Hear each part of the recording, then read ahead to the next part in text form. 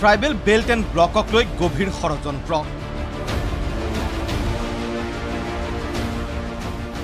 চৰকাৰৰ হঠকাৰী সিদ্ধান্তত শংকিত ৰাজ্যৰ ভূমিপুত্ৰ।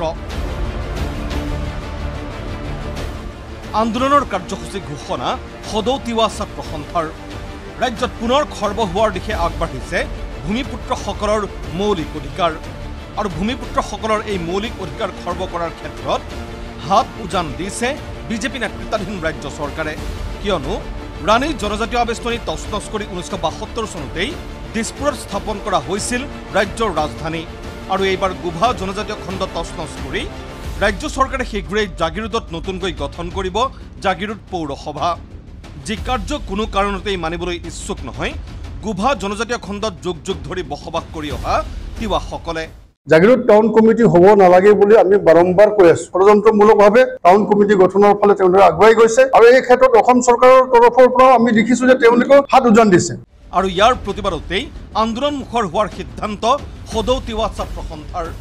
আৰু অহা আমি 8 অক্টোবৰ তাৰিখে জাগিৰোডত আমি এক বিশাল গণধৰ্ণা কাৰ্যসূচী আয়োজন কৰিম। তাৰ পৰৱৰ্তী সময়ত আমি মধ্য অসমৰ জাগিৰোডত আমি হাইৱে ব্লক পৰ্যন্ত আমি কাৰ্যসূচী গ্ৰহণ কৰিবলৈ কাৰণে বাধ্য হ'ম। ইয়াৰ মূলতেই অসম ভূমি আৰু ৰাজহ আইনৰ 10ম অধ্যায়ে ভূমিপুত্ৰসকলক প্ৰদান কৰা অধিকাৰ।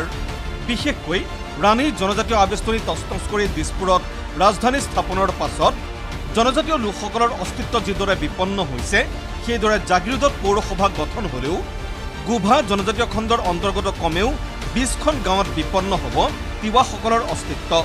এই শংকাৰ বাবেই গুভা জনজাতীয় খণ্ডত পৌৰসভা গঠনৰ বিৰোধিতা তিৱাসকলৰ।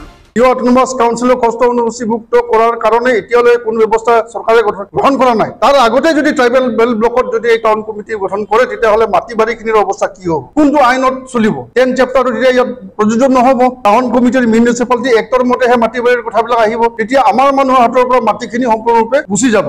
আৰু যিটো আমি হোৱাটো কামনা নকৰোঁ। গতিকে চিধা কথা কোনো কাৰণতে টাউন কমিটি মানি লোৱা নহ'ব। অথচ এই শংকাৰ মাজতেই ৰাজ্য চৰকাৰে ইতিমধ্যে প্ৰস্তাৱিত জাগিৰোড পৌৰসভাত অন্তৰ্ভুক্ত কৰিছে তিৱা স্বায়ত্তশাসিত পৰিষদৰ অন্তৰ্গত 20খন গাঁও। তেখেতসকলে যিটো আমাক তথ্য দিলে বামুণগাঁও, বামফৰ, চেনিমাৰী, দয়াং, দেওশাল, ঘুনুচাহাবি, খাৰবিল, নখোলা গ্ৰাণ, পালিগুৰি, ৰৌমাৰী, সিন্ধিচৰ, পিজিআৰ, টেঘেৰিয়া, ঠাকুৰদুবাৰ, উদমাৰী, উত্তৰ দেওশাল, কুঁহিয়াদল, গুৰিপথাৰ, পশ্চিম নগাঁও, জাগিৰোড টাউন আৰু নখোলা গাঁও। ইতিমধ্যে এই গাঁওকেইখন ট্ৰাইবেল বেল্ট ব্লকৰ অন্তৰ্ভুক্ত গাঁও আৰু তিৱা স্বায়ত্ত পৰিষদ এলেকাৰ। আৰু এই প্ৰক্ৰিয়াই প্ৰকট কৰিছে ৰাজ্য চৰকাৰৰ দুমুখীয়া স্থিতি। কিয়নো যি সময়ত অনুসূচিত জনজাতি আৰু অনুসূচিত জাতিৰ লোকসকলৰ সুৰক্ষাৰ বাবে ক্ষুদ্ৰ ক্ষুদ্ৰ জনজাতীয় খণ্ড আৰু আবেষ্টনী গঠনৰ যোজা চলাইছে তেনে সময়তে ৰাজ্য চৰকাৰে তছনছ কৰিব বিচাৰিছে গুভা জনজাতীয় খণ্ড। যি কথা সম্প্ৰতি সাঁথৰ হিচাপে পৰিগণিত হৈছে তিৱাসকলৰ মনত। যে অসমৰ ST আৰু SC লোকসকলৰ সুৰক্ষাৰ কাৰণে তেখেতসকলৰ ভূমি সুৰক্ষিত ৰাখিবৰ কাৰণে মাইক্ৰ' ট্ৰাইবেল বেল্ট ব্লক গঠনৰ সিদ্ধান্ত লৈছে। আৰু অন্যহাতেদি জাগিৰোডৰ টাউন কমিটি গঠন কৰাৰ চলেৰে গুভা ট্ৰাইবেল ব্লকটো ভংগ কৰিবলৈ তেওঁলোকে প্ৰচেষ্টা হাতত লৈছে। আৰু ইয়াৰ বাবেই সমগ্ৰ বিষয় সন্দৰ্ভত মুখ্যমন্ত্ৰীৰ হস্তক্ষেপ দাবী ভূমিপুত্ৰসকলৰ।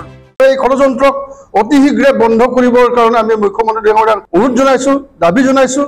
আৰু যদি সেইটো নকৰে তেতিয়াহ'লে কিন্তু ইয়াত তীব্ৰ প্ৰত্যাহ্বানৰ সন্মুখীন হ'ব লাগিব।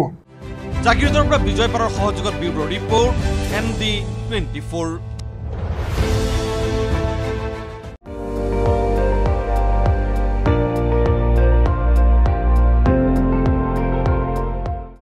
আপুনি চাই আছে ND24, সৰ্বশ্ৰেষ্ঠ নহয় সৰ্বোত্তমৰ দৌৰা।